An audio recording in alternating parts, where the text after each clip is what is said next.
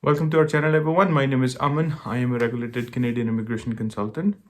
The aim of this video today is to give you all the information you need about the Motion 44 and the rumors about the new TR to PR program for year 2022. So if you watch this video completely, I promise you're not going to have to look anywhere else. You're going to get all the information from this video itself. So let's start. So let's first understand what a motion or a bill is. So if you see on your screen, the way the Canadian law works is that if any member of parliament believes that they have something which they want to become law in Canada and it's going to be important for them, their party, and the Canadian public in general, they will bring that in front of the Canadian government. And if all or majority of the members of parliament agrees that that's a good plan and that needs to be made into a law, they will vote for it, and once they vote for it, it will become a law. And whichever department of the government is going to be responsible for that specific thing, that department would have to implement it into existence.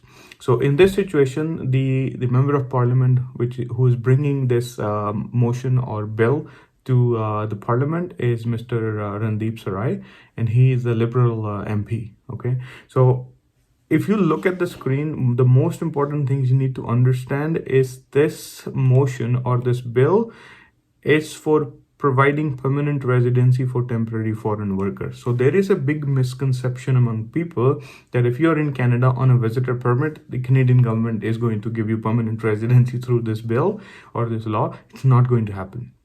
So you have to understand very clearly, this is not meant to provide permanent residency for visitors. This bill, like the TR to PR program which came last year, is only going to help permanent residency applications for people who have existing or previous work experience from Canada and maybe a valid work permit as well, or people who have studied in Canada. So if you look at the requirements or what is presented through this Motion 44, you can see they want to amend the eligibility criteria under the economic immigration program to give more weight to significant in Canada work experience. Okay, so if you are a visitor in Canada, this does not apply to you.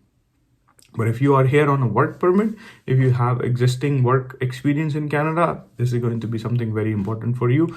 Eventually, what happens is that if somebody works in Canada for at least a year, they are given permanent residency anyways through the Canadian Experience class, but this will shorten that time frame. Okay, and they want to examine the evidence and data gathered from the other programs like the TR to PR program from last year, Atlantic Immigration Program, Rural and Northern Immigration Program, and Agriculture Food Programs, and other provincial nomination programs to understand where exactly the requirement of the new workforce is. So they wanted to use this platform to make better decision for immigration to Canada.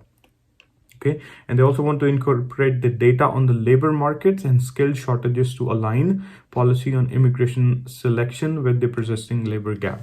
So this is, again, I believe this is one problem with Immigration Canada right now is the point-based system. So usually what happens is through the point-based system, only people who are on advantage are the people who have more education, higher language skills, and usually those are probably not the people who we really need in Canada to fulfill all the labor shortages. The labor shortages are in the food sector, in the skilled sector, in the trade sectors, in other sectors which may not require that much of education.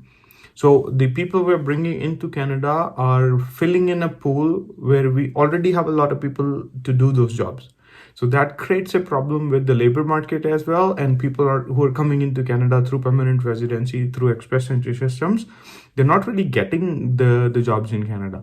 So on the other side, the employers who really need people to fill the labor shortages across different provinces, that those type of people are not becoming eligible through the express entry systems, through federal skilled trades program, where there has been no draw since 2020, and through other programs. So there is a mismatch, and hopefully through this new bill, which likely is going to become a law, those things would be sorted out.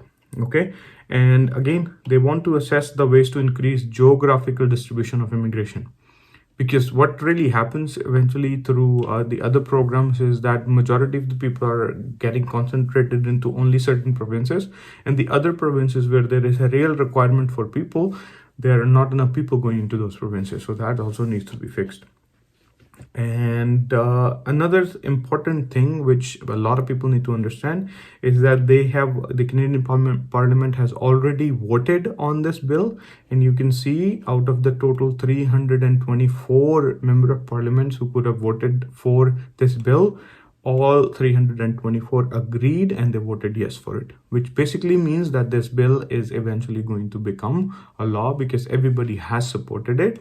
The idea behind the September 11 date, which has been circulated on the internet, that something this bill is going to become a law on September 11. You can see that the voting happened on May 11. And according to the requirements or the ask by these MPs, they want that in the opinion of the House, the government should develop a public release within 120 days following the adoption of this motion. So this was voted on May 11. So June, July, August, September. So on September 11 was the 120 days, and there was no public release of information or no mention of what the government is going to do. The only answer is that the government, even though like you have given them a date that we want to hear something from you in the 120 days, they're not going to do that. If you look at the previous history of the Immigration Department of Canada, you will see that they have continuously spoken about starting the express entry draws. Then they have told us that within like a month or two we will start the draws, but they never happen. But eventually that will happen. So in this situation as well, now that everybody has voted yes for this motion 44, it will become a law, and it's yet to see what actually comes out of it and what changes that will happen in the Canadian Immigration Department.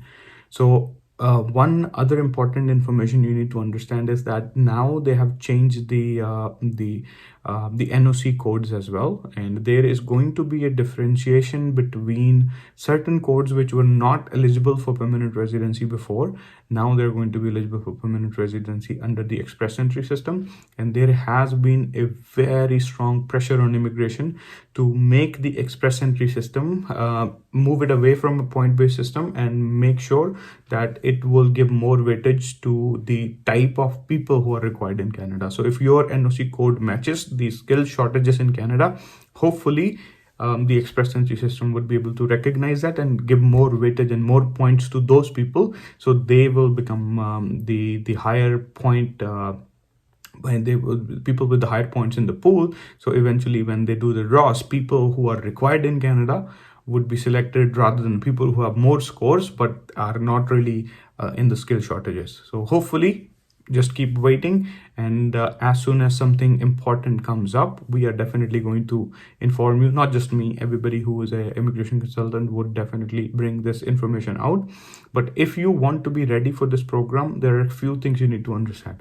This program is going to target people who are either students in Canada or people who have work experience from Canada with valid work permits existing, or maybe who had work permits who were valid before, and people who are in skilled shortages in Canada. So you have to understand, if your profile matches the shortages in Canada, you should be ready on your own to be eligible to apply for these programs. So a few things you can do is to make sure that if you are going to get points or claim points for your education, make sure that your education credential assessments are completed.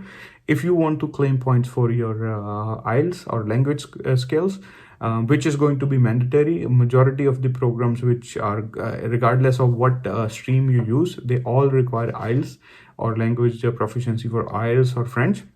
Sorry, for English or French. You got to make sure that you have your valid test scores. And if there is a requirement for financials, make sure you are aware of the settlement funds requirement and you at least maintain that in your bank accounts, so that as soon as if they give any news that yes, we are starting a program or we're making these modifications, you should be ready to avail this at a day's notice. So be ready, and hopefully something good is going to come your way. So if you like the information we provided in this video, hit the like button, subscribe to the channel, and share it with your friends. And thank you very much for watching. Stay safe, please.